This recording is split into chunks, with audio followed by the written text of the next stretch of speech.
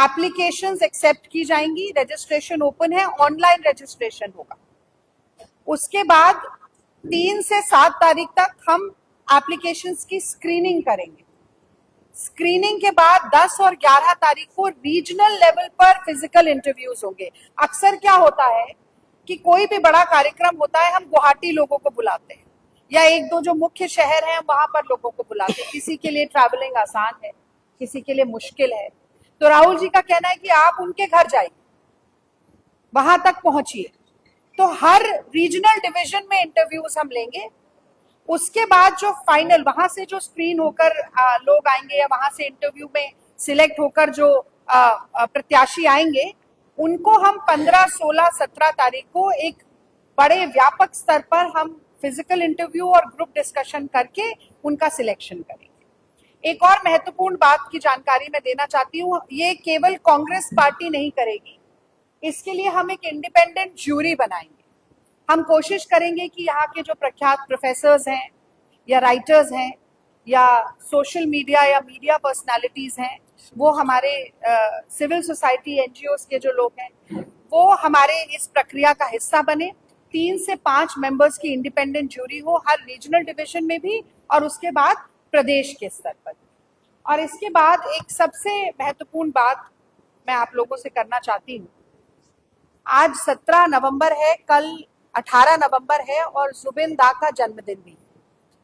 मैं समझती हूँ कि जुबिन गर्ग न सिर्फ असम की या नॉर्थ ईस्ट की आवाज थे, बल्कि वो भारत की आवाज थे जिसने कि दुनिया में डंका बजाया।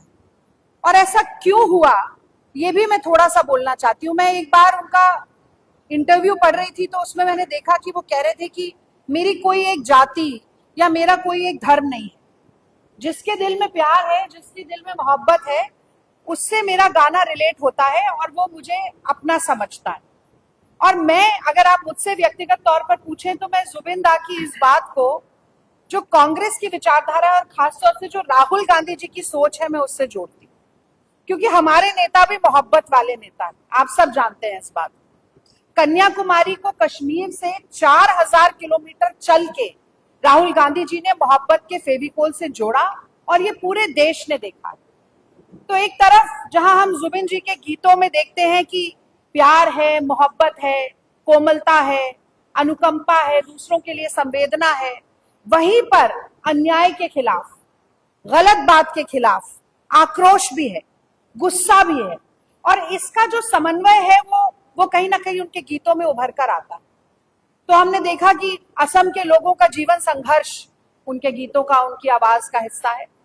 वहीं जो युवाओं के जज्बात जो हैं, वो भी उनके गीतों का हिस्सा है। और मैं समझती हूँ कि उस शख्सियत को, जो कि इस देश की एक बहुत ही खूबसूरत, बहुत ही सुरीली और बहुत ही सशक्त आवाज है, बहुत हमारे लिए सौभाग्य की बात है कि जब हम असम के कोने कोने से नई आवाजों को ढूंढ रहे हैं, तो ये लाजमी है कि हम अपने नेशनल टैलेंट हंट को जुबिन दा की याद में समर्पित करें।